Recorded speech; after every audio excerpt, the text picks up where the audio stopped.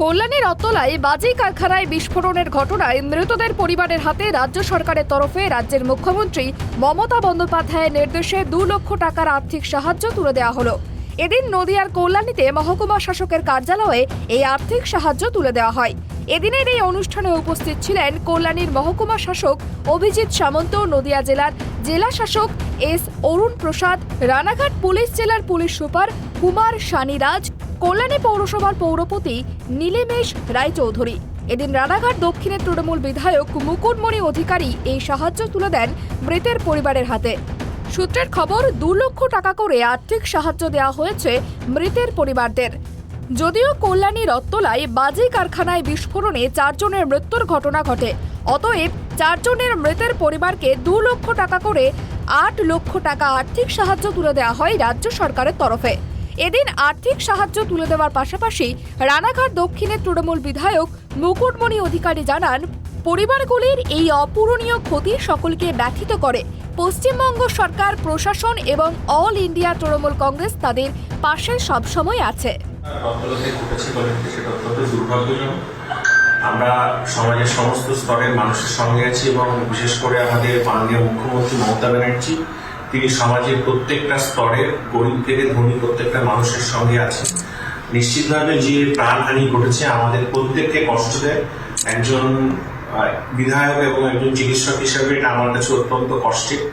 প্রথম থেকেই প্রশাসন, আমাদের ডিএম সাহেব, আমাদের এসপি সাহেব এবং আমাদের চেয়ারম্যান সাহেব, এসডিও কল্যাণী, প্রত্যেকে এবং কল্যাণী শহরের বিশিষ্ট সমাজসেবী সজলদাও প্রত্যেকে কিন্তু আপনাদের পাশে ছিলেন। আগামী দিনেও সমস্ত সহযোগিতায় আমরা পাশে থাকব। যদিও এই আর্থিক সাহায্য প্রসঙ্গে রাজ্য সরকারকে তীব্র কটাক্ষ করেছেন কল্যাণী বিধানসভার বিজেপি বিধায়ক অম্বিকা রায়।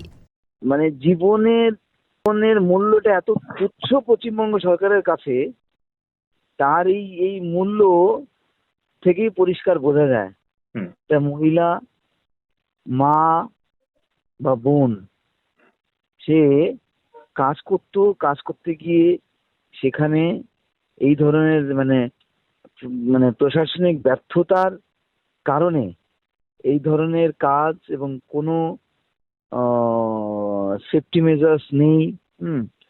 তারা তো আর এরা জানে না সেফটি মেজার কি রয়েছে, আর সেই জন্যে লাইফ চলে গেল। আর তার জীবনের মূল্য ধার্য করলো 2 লাখ টাকা ক্রিমিনাল নেগলিজেন্সের ইয়েতে। ওয়ারেস এই জায়গায় মাত্র 2 লাখ টাকা দিত 25 লক্ষ টাকা, তাহলে বুঝলাম জীবনের কিছুটা তো কমসে কম তার পরিবারের সুরাহা হতো। প্রসঙ্গত, শুক্রবার দুপুরে কল্যাণী থানার অন্তর্গত রত্তলা এলাকায় একটি বাজি কারখানায় আচমকাই বিকট আওয়াজ হয়। বিস্ফোরণের জেরে আগুনও লেগে যায়। আগুনের মাত্রা এতটাই ছিল যে কয়েক মিনিটের মধ্যেই ভস্মীভূত হয়ে যায় গোটা কারখানা। এই ঘটনায় মৃত্যু হয়েছে 4 জনের।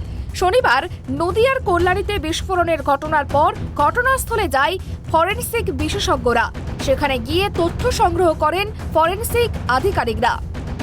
নদিয়ার কল্যাণী থেকে রূপম রায়ের রিপোর্ট, ট্রাইব টিভি বাংলা।